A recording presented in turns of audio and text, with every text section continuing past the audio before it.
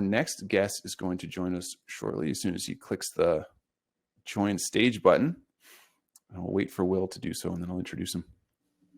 There he is. Hi, Will. Hey, Eric. How are you?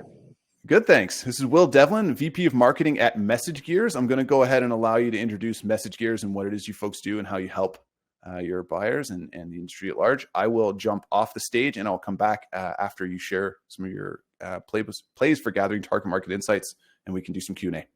So as Eric mentioned, I'm the VP of Marketing for a company called MessageGears. We're a cross-channel engagement platform that caters to large consumer-facing brands that market to millions of people. So we serve brands like Best Buy, the Home Depot, Expedia, and Cox Communications, and we help them send better, more personalized one-to-one messaging to their customers. The ideal customer for us is a large B2C brand with a high level of data maturity that's hit a wall with their existing tech, whether it's a marketing cloud or a SaaS cross-channel engagement solution. Even though we sell marketing software that's going to be used to deploy marketing campaigns across email, SMS, push, in-app, web, we primarily sell into the marketing operations, the product, or IT teams within those orgs because they live closer to the repository of customer data. Now, we're going to undoubtedly get marketing involved as we need their buy-in and support since their teams use the platform on a daily basis. But the primary issues that MessageGears solves for within those big brands are a little bit more under the hood and focus more on operational efficiencies and data access issues. The sales processes for us are long and complex. Like once we start engaging, it's a 6 to 9 month process to close. And we know that prior to engagement, there's months of prep and research on the buyer end. So we have to utilize market data and signals to place our chips in the best possible spots in order to land a dozen or two new customers each year versus hundreds of them. So there are obviously internal and external signals and insights that we're able to utilize. So internally, obviously, we regularly sync with our customer success team. We want to understand how our customers are using our platform, what people and roles within our customers' organizations are happiest with what we have to offer.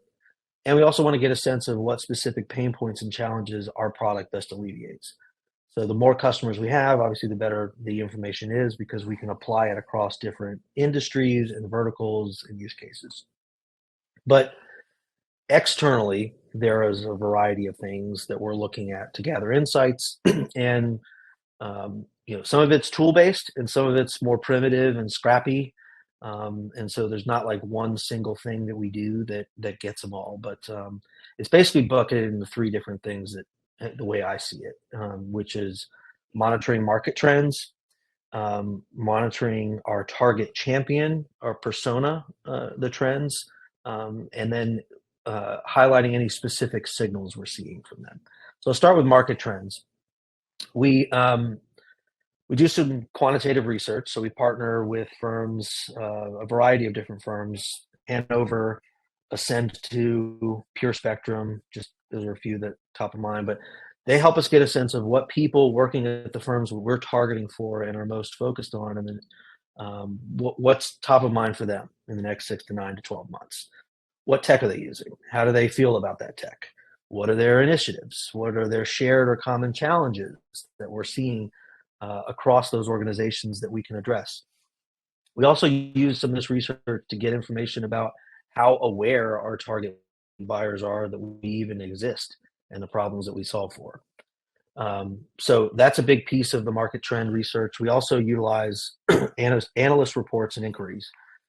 So we subscribe to Gartner and Forrester and IDC and a few other firms because they ultimately talk to our target buyers and generally have influence over decisions that those target buyers are making when it comes to strategy and technology. So it's a little bit of a two-way street there, right? They're talking to those buyers and understanding them, their trends and their needs, but they're also active and influential in recommending the strategy and the tech that they're implementing.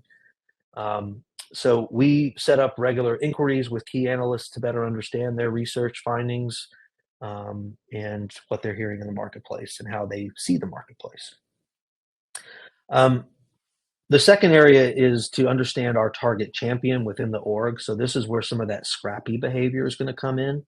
But it's really us seeking to better understand um, what matters to our primary persona within that target org that's ultimately going to be our champion. So we scour LinkedIn posts and shares and job openings to see if we can capture what's top of mind and how the org is reacting to those things.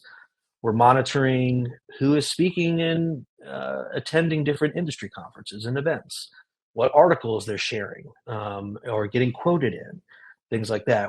Anything to try to get into the mind of the specific buyer that's going to help us navigate through this really complex enterprise org.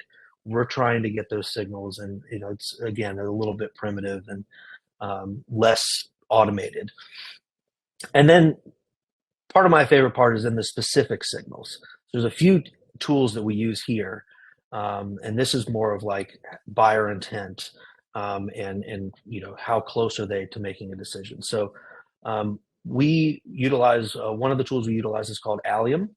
It's a firm that conducts interviews to understand who is in market or who's not in market, what their current initiatives are, how do they feel about the tech they're using, and a bit about their roles and teams. It's targeted, or our interviews that we receive every week is targeted to our ICP.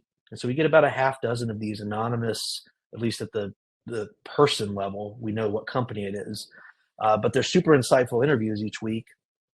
And we use it not only to help develop a plan for that specific account, is there an opportunity within that account, but then again, to get a better understanding of what our prospects at large are focused on and what other tech they're using, and if there's patterns in what we're seeing within those things.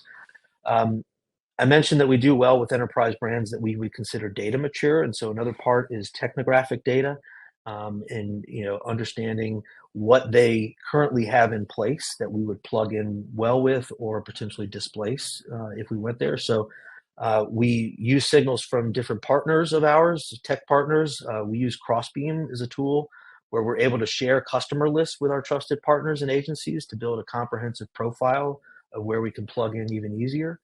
And then just basic tools like Built With, still a useful tool in today's world, and understanding what types of tech can be seen publicly so we can get a better sense of how data-driven an org might be or how many tools they're already using.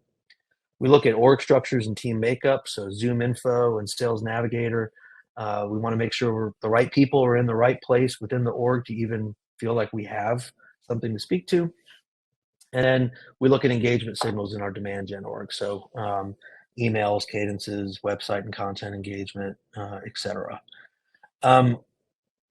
How we then use this insight is, first of all, on the account mapping and the tiering side. So we score and tier our target accounts based on a variety of these signals I just talked through. So we score based on the current tech stack. What incumbent cross-channel platform do they use? Where is their data stored? We look at firmographic and industry and previous engagement criteria. And then we score and tier them to try to get the best view of, is this company somebody we should be prioritizing in our outreach and our marketing efforts? And how amenable are they to hearing about and purchasing new tech? So we spend more money, more time, and more resources across the entire org on accounts in higher tiers that have the right combination of signals and insights. And the lower tiers get a more automated hands-off outreach until they signal to us they're more ready to buy. We also use these insights to shape our content strategy and our product strategy around them.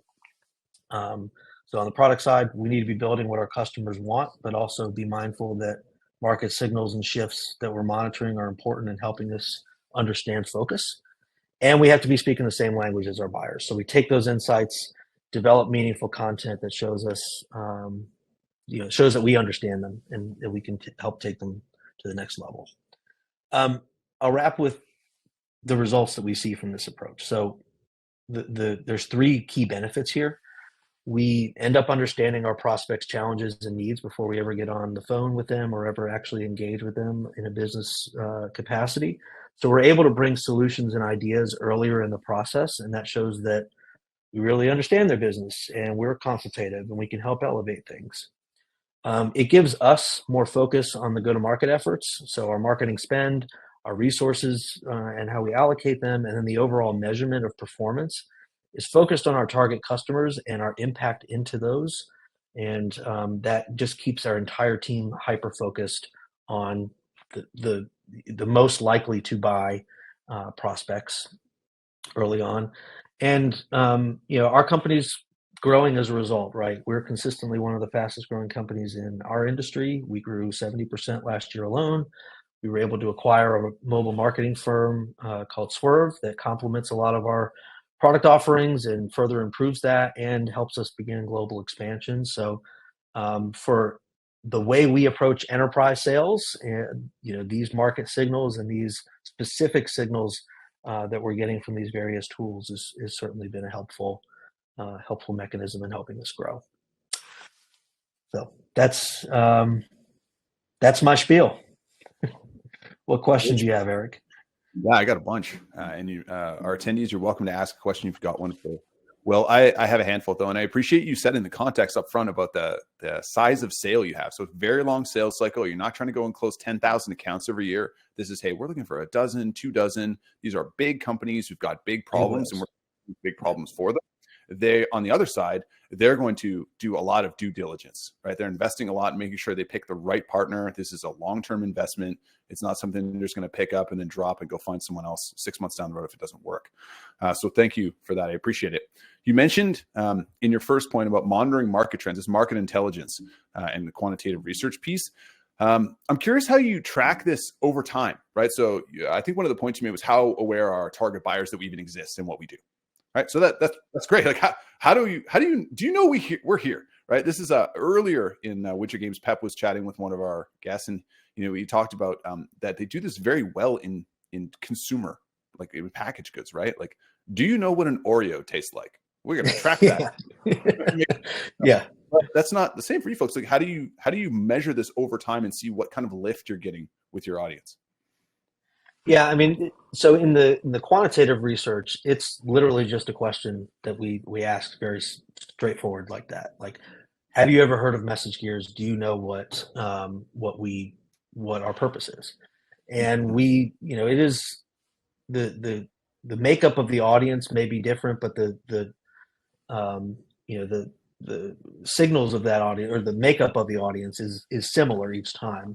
And so we do trend that over time. So, one time it might be, X number. The next time we do that survey, which is typically twice a year, we want to see where that number is. And that helps us measure the brand awareness. And there's some other brand awareness measurements we also do. But to me, that's such a simple thing of just like, let's ask the market and see if people are aware. And, early on, it's a depressing number, but it also is great to see it trend up over time because because we had that initial number, it gives us the focus. Yeah, I've been in B2B for a while, as have you, and it is kind of surprising that marketers tend to ignore things like lift and recall. Like they're just not a thing for us in B2B, and yet in B2C, that's what they care about. Like they're graded on this number. Like if people if recall is dropping month over month, or between the Super Bowl ad to the summer ad campaigns, someone's probably losing their job over that, which is not a great thing. And yet for us, it's like, a lot of companies don't even ask, have you ever heard of us before? do you know what we do here? So I appreciate that you folks are putting some rigor behind this and then tracking it over time, because as you mentioned in your closing points, it pays huge dividends, right? To make sure that your buyers know who you are. Yeah. Your second piece I've got a question about, which was better understanding your primary persona, but you also mentioned the buying committee, right? So it's like who's ultimately going to be the champion, but there's also some folks who are attached to this as well, who are going to be like the end users or the drivers. The scrappy stuff. How do you do this? Like, are you using a tool to check their LinkedIn posts, their job postings? Are you finding a user gems to see the champions moving around? Like what's your, you mentioned scrappy. Is this someone just hey, you're responsible for finding what they're talking about on LinkedIn today and then get this back to the marketing team? Yeah, it's actually a shared responsibility, but it is literally just scrappy, monitoring things. Sales Navigator is a great way to monitor changes in jobs and see new job postings. We can follow companies and people from around and get alerts, but it's not one person. It's we understand as a team that this is one area where we have to act like a true startup, like early stage startup, where you just you're sitting there and devoting a certain amount of time every day to seeing what's going on within this target ecosystem. I mean, our target account list, because of who we're going after, I mean, we're talking about a couple thousand accounts, which is a big number, but it's still manageable when you're you know searching for the right signals on a daily basis and you're just keeping your finger on the pulse. So it's not one person's job, it's our whole team's job. And yeah, we don't have a specific tool we use. It's a variety of just keeping your eyes peeled. I like it. It's just like any kind of intelligence gathering, right? You might have to sit outside and just sit in your car and watch 24 hours a day until you get that Yeah, piece of intel you need, or it might just fall into your lap and you can share it in the team Slack or wherever it is. So that's right. thank you. Will Devlin, VP of Marketing at MessageGears. Thank you so much for joining us today on Wynter Games 19.